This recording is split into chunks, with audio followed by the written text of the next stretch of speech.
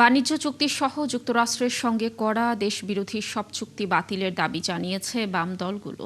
এসব চুক্তিকে আমেরিকার দাসত্ব বলে মনে করেন দলগুলোর নেতারা। সংসদে এই চুক্তি উত্থাপন এবং আলোচনা করার দাবি জানান বাম দলের নেতারা। মোহাইমিনুল খান অপুর প্রতিবেদন।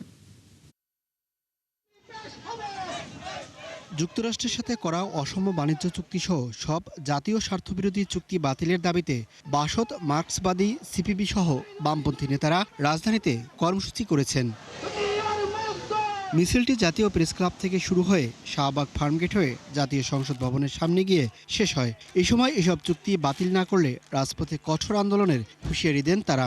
আজকে যদি একটা সাম্রাজ্যবাদের খপ্পর থেকে বের হয়ে আরেক সাম্রাজ্যবাদের দালালি আমরা করি, তাহলে কোনো পার্থক্য তৈরি হয় না। আমরা অবিলম্বে আহ্বান জানাবো মার্কিন যে চুক্তি, গোলামির চুক্তি, বাণিজ্য ডাকাতির চুক্তি, শুল্ক ডাকাতির চুক্তি, এই চুক্তি অবিলম্বে সরকার বাতিল করবে এবং সেই দাবিতে আমরা আজকে স্মারকলিপি দিচ্ছি। আমরা আমাদের আন্দোলন চালিয়ে যাব। এই চুক্তি হচ্ছে একটা গোলামির চুক্তি, দাসত্বের চুক্তি। বাংলাদেশ একটি স্বাধীন সার্বভৌম দেশে কখনোই মার্কিন সাম্রাজ্যবাদের সাথে এই ধরনের চুক্তি করতে পারে না বন্ধুরা।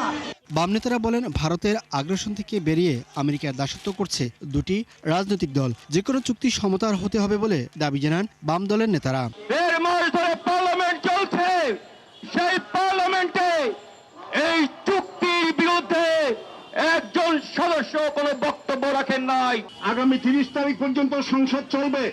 30 তারিখের মধ্যে যদি সংসদে এই চুক্তি উত্থাপন করে আলোচনা করে বাতিল করা না হয়, অতীতের সমস্ত চুক্তি যদি এখানে আলোচনা করা না হয়, আমরা পরবর্তীতে আরো বৃহত্তর কর্মসূচি ঘোষণা করতে বাধ্য হব। মার্কিন সাম্রাজ্যবাদ, ইরান সহ নানা দেশে হামলা করছে, তাদের আধিপত্যের কড়া সমালোচনা করেন বামরা। চুক্তি প্রকাশ এবং সংসদে এ বিষয়ে আলোচনার জন্য স্পিকারের কাছে স্মারকলিপি ও এমপিদের কাছে খোলা চিঠি দেওয়া হবে বলেও জানান বাম নেতারা। মোহাইমিনুল খান অপু, ৭১, ঢাকা।